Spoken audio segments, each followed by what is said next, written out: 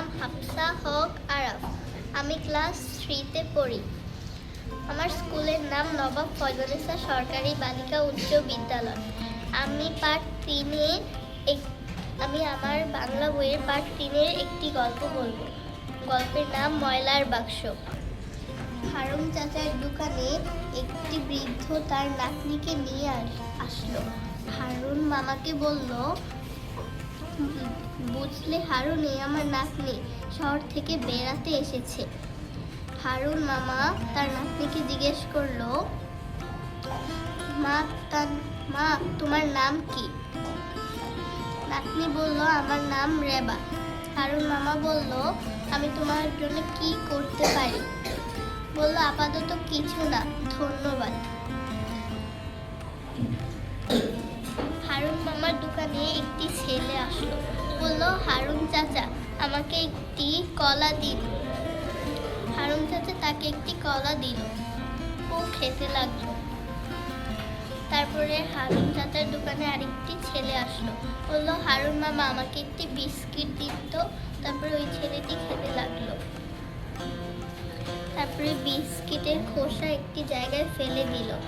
তার নাতনি দেখে বলল, ওই বৃদ্ধটির নাতনি দেখে